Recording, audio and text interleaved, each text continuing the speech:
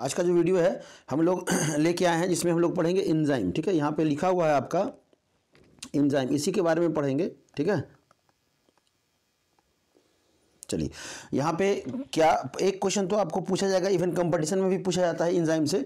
तो यहाँ पे देखेंगे ऑलमोस्ट लिस्ट लगा हुआ है आपका कि क्या हमारा एंजाइम, कौन सा एंजाइम क्या वर्क करता है, यही पूछा जाता है मैक्सिमम। चाहे आप 10th बोर्ड में हो, 12th बोर्ड में हो या कंपटीशन के एग्जाम में बैठे हो, यहीं से आपको ऑलमोस्ट लगभग जो एंजाइम से रिलेटेड ये क्वेश्चन पूछा जाता है। तो इसको हम लोग कर लेते हैं, आपके हर पॉइंट ऑफ व्यू से है ना इंपॉर्टेंट है।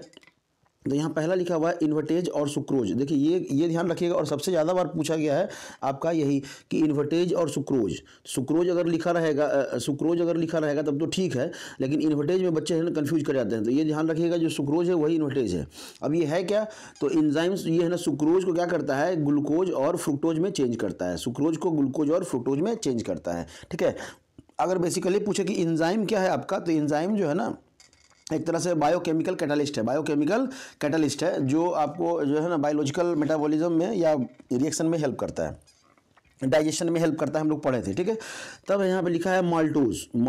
अब माल्टोज है ना, एक्चुअली में माल्टोज नहीं लिखना चाहिए, माल्टेज लिखना चाहिए। यहाँ पे भी सुक्रेज लिखना चाहिए। ठीक है, एज किसी भी नाम, जो भी नेम है ना उसके लास्ट में अगर ASE जुड़ गया है बायोलॉजी में, तो वो क्या हो जाता है, एंजाइम हो जाता है। क्या हो जाता है आपका, एंजाइम हो जाता है। ठीक है, तो यहाँ ध्यान रखिएगा, ये तो माल्टेज। अब माल्टेज क्या करता है, तो माल्टोज को जो है ना वो ग्लूकोज और ग्लूकोज में चेंज करता है। मतलब माल्टोज डाइसेचराइड्स है, तो इसको जो है ना सिंपल मोनोसेचराइड्स में चेंज करता है।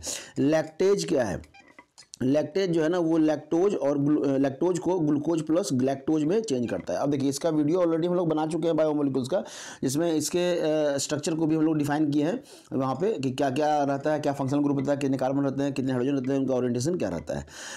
अल्फा एमाइलेज क्या करता है, तो हम लोग बचपन में पढ़े हैं डाइजेस्टिव सिस्टम में। स्टार्च जो है ना वो उसको क्या करता है, N ग्लूकोज में चेंज करता है। मतलब बहुत सारे ग्लूकोज में, या कह सकते हैं कि सिंपल ग्लूकोज में जो है ना उसको चेंज करता है।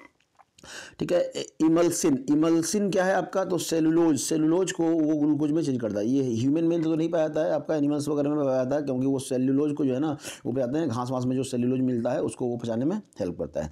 यूरेज एंजाइम क्या है, तो देखिए यूरेज जो है, याद बस नाम देखिएगा और उससे रिलेटेड जो है ना आपको ऑलमोस्ट आंसर मिल जाएगा। यूरेज जो है ना यूरिया से आया है। कहाँ से, यूरिया से। तो यही है आपका यूरिया। तो यूरिया का क्या करता है, CO2 और +2 अमोनिया में चेंज करता है। ठीक है, यूरिया को अमोनिया में चेंज करता है। तब है आपका कार्बोनिक एनहाइड्रेज। अब देखिए इतना डिटेल में आपको पूछा नहीं है, लेकिन हम लोग जब लेके आए हैं तो सारे एंजाइम्स के बारे में पढ़ लें ताकि आपको कुछ छूटेगा नहीं। तो लिखा है कार्बोनिक एनहाइड्रेज, ये है कार्बोनेट को जो है ना वो कार्बन डाइऑक्साइड और आपका H2O में चेंज करता है। पेप्सिन और ट्रिप्सिन, ये दोनों का काम जो है ना सेम है। दोनों का काम क्या है, आपके प्रोटीन को अल्फा एमिनो एसिड में चेंज करना है।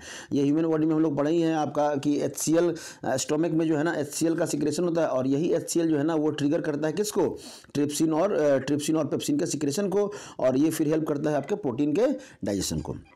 न्यूक्लियस। अब न्यूक्लियस है तो मतलब न्यूक्लियस टाइप का कोई चीज़ लग रहा होगा। ठीक है, तो न्यूक्लियस में क्या रहता है आपका DNA RNA, मतलब आपका जो जेनेटिक मटेरियल है, तो उसको न्यूक्लियोटाइड्स में मतलब वो चेंज करता है। ठीक है, न्यूक्लियोटाइड्स में चेंज करता है। देखिए एंजाइम का काम है वो क्या है आपका, बायोलॉजिकल कैटालिस्ट है। Enzymes are all globular proteins chemically, मतलब all enzymes are protein but all proteins are not enzymes. ये बचपन में हम लोग पढ़े थे। DNA polymerase. अब DNA पॉलीमरेज है तो ये डी कार्बोक्सी न्यूक्लियोटाइड को DNA ट्राइफॉस्फेट में चेंज करने में हेल्प करता है, DNA पॉलीमरेज। और RNA पॉलीमरेज क्या करता है, तो वही है राइबो न्यूक्लियोटाइड्स को आपको RNA ट्राइफॉस्फेट में चेंज करेगा। तो यहाँ तक रहा हमारा, ऑलमोस्ट हम कवर करने का कोशिश की है।